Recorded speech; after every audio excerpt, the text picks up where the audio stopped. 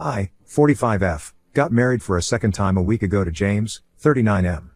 He and I have been together for the past 4 years after we met through some common friends, and after living together for almost 2 years, we finally decided to make it official. But my wedding was almost ruined by my daughter, and James had to kick her out to prevent her from causing a scene at the wedding.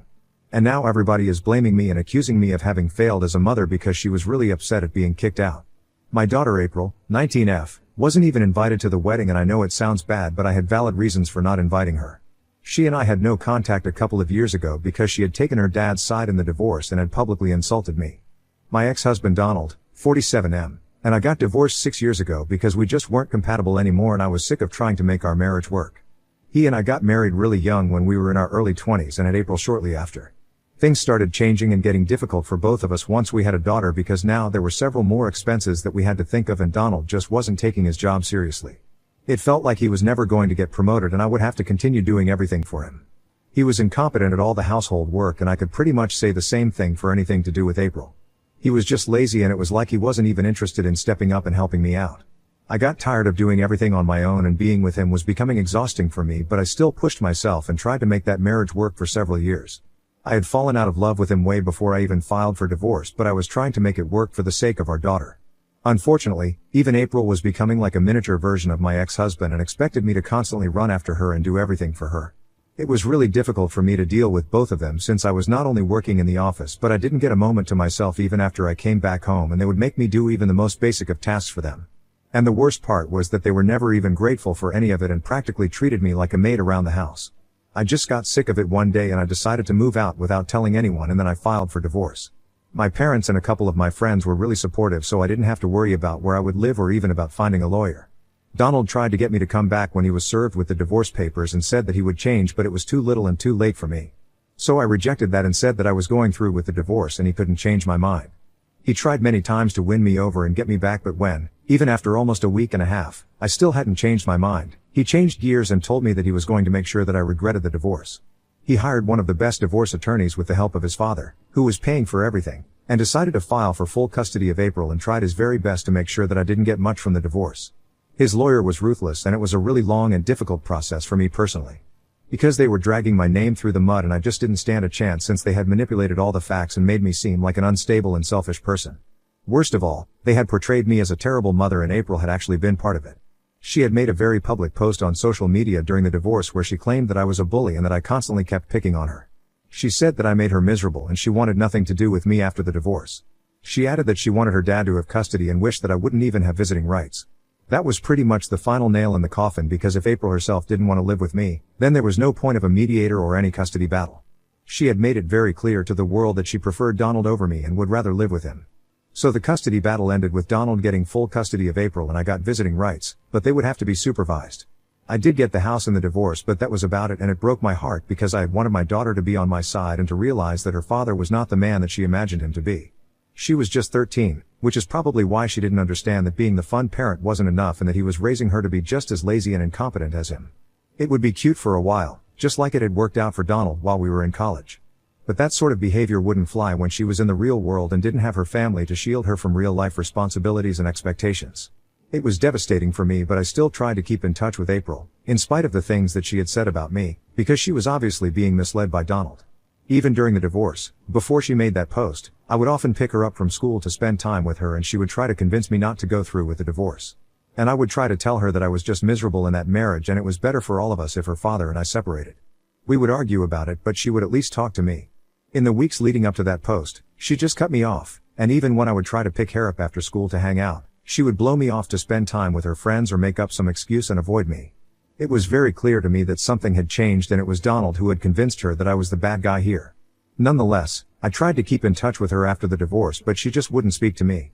And because Donald had full custody and I could only get supervised visits, he had a lot more control over her and made sure that I didn't get to see her more than once or twice in 6 months. I tried to reach out to her online, but she blocked me there. I even tried to renegotiate the custody terms, but my lawyer advised me against it because it was just too soon and they had already painted a very negative and unstable image of me. I was also struggling at work, so it was just not a good time for me, and I made one of the most difficult decisions that I have ever had to make. I showed up at Donald's house unannounced one day and demanded to see April. I caused a racket when he said no, and April came into the living room to check out what was going on. When I saw her, I asked her point blank if she wanted me as her mother or not.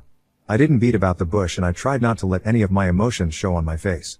She thought about it for a while and then she told me that she didn't consider me her mother anymore because I had broken up their happy family because I was too selfish to think about her, so now, she wanted nothing to do with me. I had already seen that coming, but I just wanted to hear it from her before I cut her out of my life. Just so I would at least have the satisfaction of knowing that I tried my best and wouldn't have any regrets in the future. Once April had made it clear to me that she didn't want me to reach out to her anymore, I stopped trying because I needed to get my life back on track.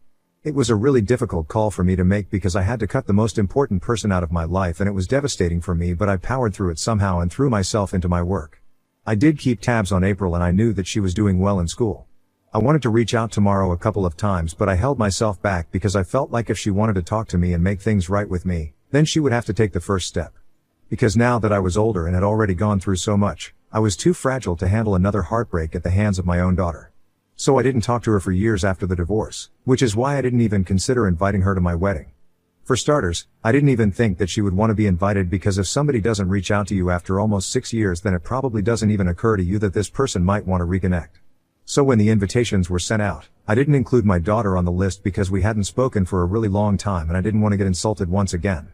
But somehow, she managed to find the details of my wedding, probably from some loose-lipped relatives. And then showed up on the day of my wedding. I got really lucky because by the time she turned up, James and I were already done with the ceremony and we were just about to have our first dance as a married couple. We had a really great security team because they knew better than to bother us while we were in the middle of something. Instead, they waited until they knew for a fact that we were done with our first dance and then they summoned us outside to ask if April was wanted at the wedding or not. Apparently, they had caught her trying to sneak inside the venue after they had denied her entry the first time. April looked furious and demanded that I let her in because after all, she was my daughter and she deserved to be at my wedding. Honestly, I was so shocked to see her that my brain just stopped functioning and I couldn't come up with anything to say to her because this was the first time that I was seeing her as an adult.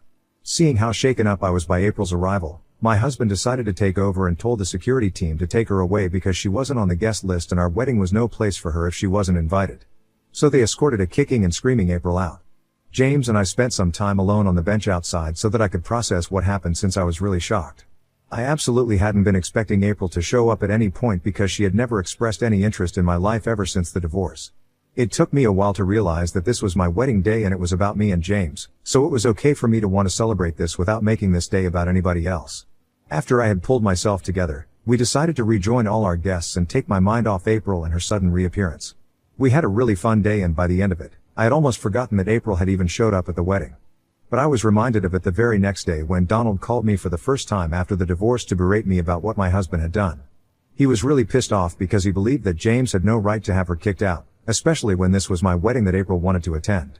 He told me that April had showed up at the wedding so she could extend an olive branch and make peace with me, but James had ruined it by having her escorted out. Apparently, she had been really upset and humiliated by what we had done and Donald believed that I was responsible for it, so James and I owed her an apology. I told him that I wasn't going to apologize because that was my wedding day and if she wanted to really reach out to me and make things right with me then she should have done so before and I would have even invited her to the wedding. But the day of my wedding was supposed to be about me and James and I didn't think there was anything wrong with us kicking her out because we had several valid reasons to do that. The first one was that she had tried to sneak into the wedding and even when she was caught, she had a really nasty attitude and was acting as though she was entitled to attend a wedding that she hadn't been invited to instead of just apologizing and dealing with it nicely. So we knew that she hadn't changed since I had told James all about April and her behavior in the past. I think he judged the situation correctly and made the right call by not letting her in. Also, James and I had planned for months to have a perfect wedding and the invitation had been sent out several weeks ago, so if she knew where to show up I was assuming that she had known about the wedding for a really long time. If she had really and truly wanted to make comments with me, then she would have reached out before the day of the wedding instead of leaving it for the very last minute. That was just really suspicious and it made us feel like she had just been looking for an opportunity to sneak into the wedding and ruin it. And that's why James had not let her and he had to make that decision on his own. I thought that these were all valid reasons and told Donald that April would just have to deal with her disappointment. He didn't take that well and accused me of being a failure of a mother. So I reminded him that I hadn't been her mother for the past 6 years, thanks to the custody arrangement that they had asked for. I also reminded him that April was the one who had said that I wasn't her mother and that's the reason why I'd even cut her off. He was the one who had turned her against me, so now he had no right to be mad about the fact that she and I didn't share a relationship of any sort. He got annoyed and hung up on me when I said that and I thought it was over, but then he got more of his family members to contact me and tell me that I was being a terrible mother. He, along with his entire family, is now accusing me of failing to understand my daughter's feelings and it's getting to me. James doesn't think that we did anything wrong, but I have started to feel differently and it's messing with my head. Ida for letting my husband kick my daughter from my previous marriage out of our wedding because she showed up uninvited. Update 1. Hi. So James and I would just like to thank everybody who commented on my original post and made sure that we knew that we were not in the wrong. We have since blocked Donald and everybody who was texting me because I don't need that kind of negative energy in my life and I don't need to question myself when it comes to my daughter. Honestly, my only regret is that I didn't block Donald a really long time ago. The only reason I didn't do that was that I had always expected that at some point, he would reach out to me and tell me that April wanted to speak to me. And well, I guess it kind of happened, but not the way I had expected it would happen. Either way, I don't think that I'm a bad mother because I just decided to put myself first for one day. And it was my wedding day, mind you. It was supposed to be special for me. If April and Donald don't understand that, then well, tough. Because I'm not going to be apologizing to either of them for sure. Now that that's out of the way, I would also just like to touch upon certain things that people had said in the comments of the original post. A couple of people had accused me of abandoning my daughter in the comments, and I would just like to say that I had really fought hard to get custody of April. I think I made it very clear that even after the court ordered that April was going to stay with her father and I would only get supervised visits, I still tried to see her and get the order reversed. I did everything in my power to have a relationship with April, but she was the one who rejected me, not just once, but every single time. And I really don't know what anybody else in my position would have done. I didn't abandon her because she was living with Donald and she was quite happy without me for the last couple of years. That was very obvious. If she had wanted me in her life, then she could have reached out to me anytime and I would have gladly accepted her back into my life, but the truth of the matter was that she didn't want me back. So she didn't reach out to me, and I know that I'm her mother that should always forgive my daughter, even if she doesn't ask for forgiveness. But I'm also human. So I hope that clears things up because I would hate for anybody to think that I abandoned my daughter. Update 2. So it's been a week since I got married and April reached out to me today, but unfortunately it was not a nice conversation that we had. She texted me in the afternoon and told me that she wanted to speak to me in person, but I was at work, so I told her that I could speak to her once I got off work. And that was enough to make her snap at me. She accused me of not caring about anything apart from my work and myself, which is why I had cut her out of my life in the first place and let her grow up without a mother for all these years. She told me that she had been waiting for me to reach out to her and tell her that I loved her, but it never happened. And even when she decided that she was going to make my wedding day a bit more special as a gesture of peace, I rejected that and let my husband kick her out. She told me that she had expected me to at least apologize to her the day after the wedding and accept that I had made a mistake by kicking her out, but even that didn't happen, and instead, I doubled down and tried to justify my behavior to Donald and the rest of her family. She ended her rant by telling me that she was disappointed by the way that I was treating her as if she wasn't even my daughter. That remark really got to me because, for years, I had been fighting for her to be with me. And I knew that Donald was the one who had alienated her from me, so he was the one to blame, but even after she grew up, she didn't think that she owed me an apology. So I kind of lost my cool with her and told her that I had no regrets about what I had done because I didn't trust her anymore after that scathing and untrue post that she had made against me during the divorce. I had worked hard to salvage my marriage and build a relationship with April when she was younger, but Donald spoiled all of it. And in spite of knowing the truth, she decided to go ahead and make that post against me so she could take her dad's side. That had broken my heart, but I had still persisted and tried to forgive her because she was just a child and she didn't know what she was doing. So I kept trying to reestablish my relationship with her, but she didn't want it and turned me away by telling me that I was not even her mother anymore. I reminded her of that incident and told her how much it had hurt and how depressed I was after that, but she had no idea about it because she just didn't care about her mother's feelings. In all these years, she hadn't even bothered to contact me even once, and I couldn't forget that. Even on the day of my wedding, she showed up and made that day all about herself without bothering to think about how it would make me feel. I told her that if she had truly wanted to reconnect with me, then she had the opportunity to do so before, but she chose the day of my wedding because she didn't even think about how I would take it. I told her she had grown up to be just as selfish and entitled as her father, and I wasn't going to speak to her until she decided to change.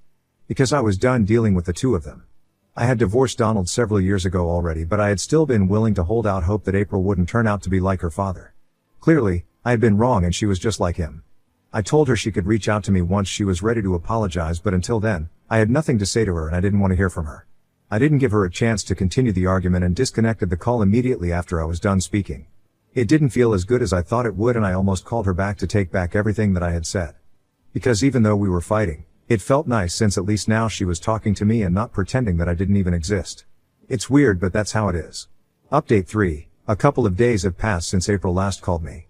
Honestly, I had expected her to reach out to me sooner, but it hasn't happened yet. I am a little disappointed that she hasn't contacted me yet, but there's not much that I can do. So I'm just trying to manage my disappointment by spending more time with James and planning our honeymoon, which we are supposed to leave for in a couple of days. James thinks that if we are meant to work things out then April will reach out to me before that. So I really am keeping my fingers crossed and hoping that she calls me before the honeymoon begins. But Donald has tried to reach out to me and obviously, whenever he tries to talk to me, it's never good news. He showed up at my office the day after I spoke to April on the phone but I refused to speak to him. So instead of leaving like a normal human being, he decided to shout and tell me that I needed med to cut ties with April instead of trying to manipulate her into going against him. He also told me that the reason that she was just like him was because he was the one who had raised her while I was off romancing other men. That was way out of line and he had no right to say that, so I turned around at that point and told him that I would call the cops and report him for stalking if he ever showed up anywhere near me again. I was sick of him thinking that he could say whatever he wanted and get away with it, and I wanted to scare him bad enough for him to stay away from me since I'd had enough of his BS. So I told him that I would call the cops if he didn't leave, and he thought that I was bluffing until I brought out my phone and told him that I had already dialed the numbers. All I had to do was make the call and he would be in really big trouble. I could see on his face that he didn't want to leave because he didn't want to appear weak, but after weighing the odds in his head, he decided to get into his car and drive away. Good for him, honestly, because I really would have called the cops if he didn't leave me alone. When I told James about it, he suggested getting a protective order against him, and I'd love to, but I don't know if we have grounds for it just yet. We have spoken to a lawyer just in case we need it in the future, but right now, we're not doing anything because I don't think he poses an actual threat yet. He is weak and stupid and I'm not scared of him in the slightest, if I'm being honest. Update 4. Hi. So there are just 2 days to go before James and I leave for our honeymoon, and April finally got in touch with me today. I honestly couldn't be happier about it because things walked out exactly as I had expected them to. Not only did she reach out to me, but she actually apologized to me this time and said that she had been a horrible person for the past 6 years. She acknowledged the fact that she had been her father's daughter all these years, but after speaking to me on the phone that day, she had done a considerable amount of soul searching and realized that she had made a mistake. She had tried to speak to Donald about it, but his reaction just proved what she had been afraid of, that he had been misleading her all along and alienating her from me for his own gain because he wanted to get back at me for the divorce. They got into a big fight on the day of our phone call in the evening, and I suppose that's why Donald showed up at my office the next day to berate me. But after that, April had been thinking about the way that she had been behaving with me and figured out that the way that I had reacted to her showing up at my wedding had been completely normal. Because I obviously didn't trust her the way that I used to, and she had nobody else to blame for it but herself because she hadn't even apologized to me. She had realized that she made a terrible mistake, so now she wanted to set things right with me and make sure that she didn't waste any more of the time that we had together. It was a really emotional conversation, and we decided to meet each other in person tomorrow, and she even told me to bring James along because she felt like she owed him an apology as well. So we're getting together for lunch tomorrow and I really hope that it goes well. Update 5. So James and I just returned from our lunch with April an hour ago, and it was surreal. Because it felt like we were finally catching up on the time that we had lost, and I had never even thought that this could happen. It was kind of emotional in the beginning, and then after the apologies and stuff were out of the way, we started speaking to each other about everything that had been happening in our lives. It was quite fun to hear her talk about her time in college, and then we shared the story of how James and I had met. We actually had a really nice time, and we have decided that we are going to meet for either lunch or coffee once a week at the very least, along with therapy. This is going to be quite a shock for Donald, but April told me she doesn't care about it anymore. And I'm really looking forward to fixing our relationship.